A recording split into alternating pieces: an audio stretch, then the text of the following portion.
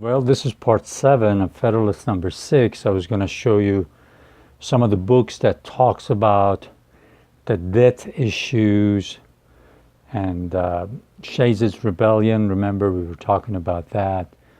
What caused rebellions like the Shays' rebellion in Western Massachusetts and other problems that a lot of Americans had at that time regarding debt, debt relief, getting their legislature, their assemblies in the states to give them right legislation so that they can maybe get a relief from paying their debts immediately.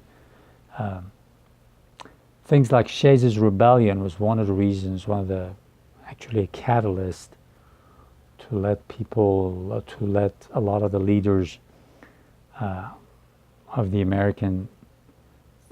the 13 American states to actually get serious about writing a better constitution. Now we know Rhode Island didn't send anybody, but they'll eventually join and become one of the 13 states, one of the first 13 states of the United States. So anyways, I've already showed you this book, Unruly Americans. It's by Woody Holton. This kind of gives you a background of the financial situation and what led to the writing of the Constitution. Another book that uses that book but covers a whole range of area from what led to the writing of the Constitution all the way to the writing of Bill of Rights. I read this last year, actually 7-8 months ago, right when it came out, and it's called The Framers' Coup. I've already shown it to you. It's by Michael Claremont. It's a really good book. So books like these are tremendously helpful.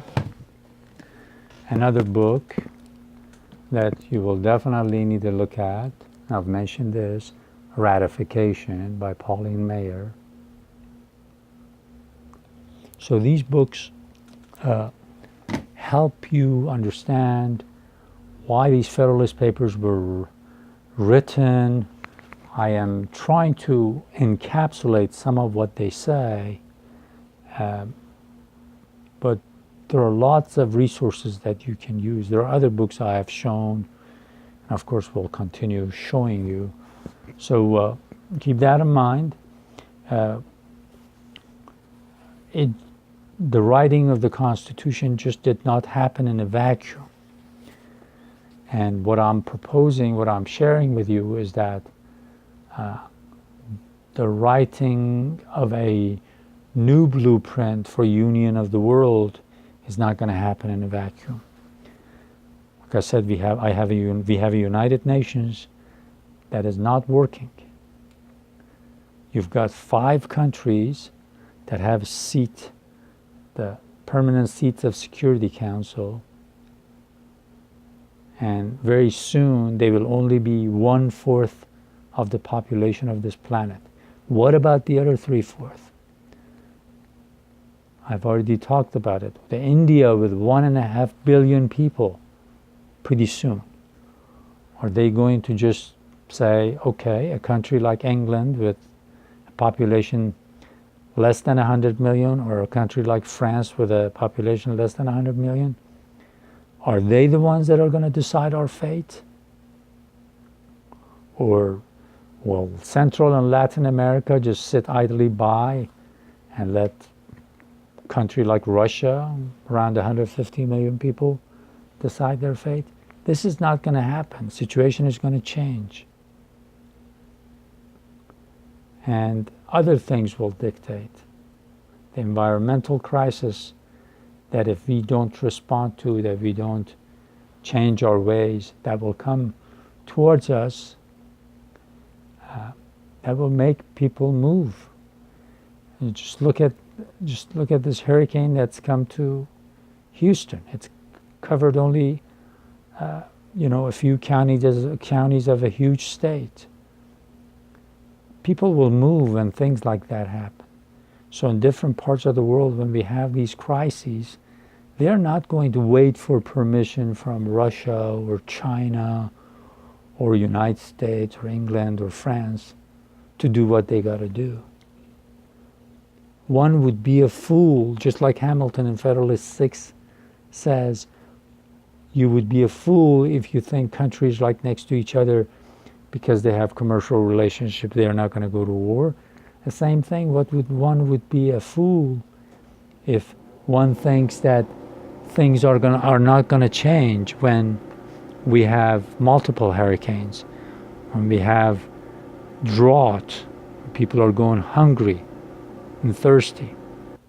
We will be considered absolute fools and knaves if we don't take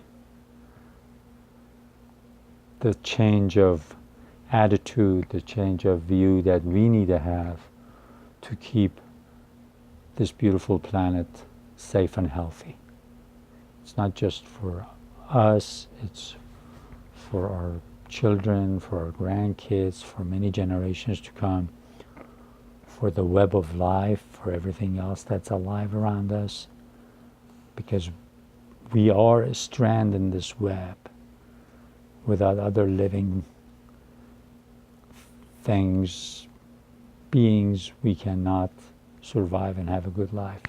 So let me stop there and I'll go to the next paragraph real quick.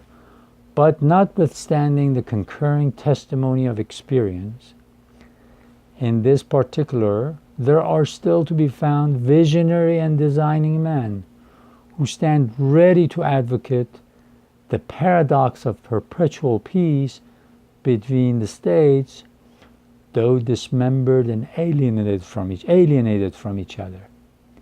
The genius of republics, say they, is pacific. In other words, republics are peaceful, they say, the ones that want to fool you into thinking there won't be any wars.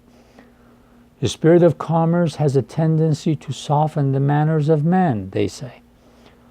When you do trade, let's say with North Carolina and South Carolina, or North Carolina and New York do trade, they'll start being friendly. They will always be peaceful towards each other.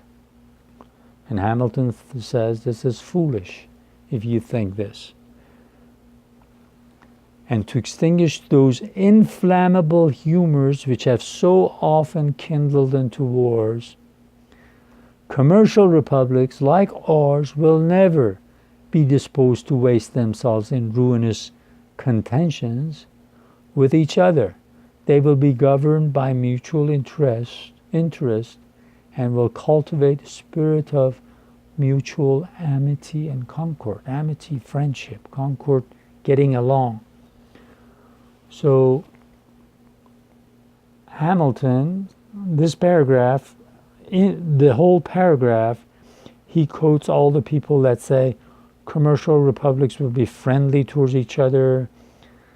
There will be a spirit of amity, peace, understanding. And he says, you're fools. Especially in the 13 states. He says, he doesn't say it in this paragraph, but he very well knows that those northern states are not happy with southern states because of slavery. Southern states are not happy because they're afraid the northern states are going to do something to damage their institution of slavery, because up in the north they're only interested in shipping, trade, commerce that way. So all these states have, in a way, different interests. And Hamilton is saying, let's look at our interests in a combined way.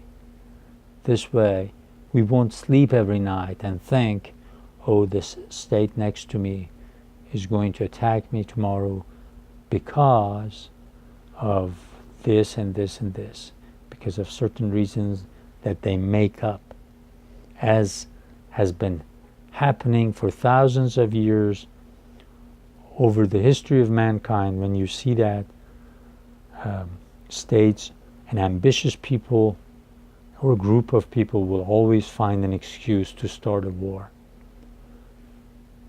So he says, don't tell people that commerce has a tendency to soften the manners of men, to make them more peaceful. Yes, it might happen here or there, but then something critical happens, an emergency happens, and that's when those ambitious men come and take advantage of the situation and start wars between nations. And that's why he mentioned Shays' rebellion.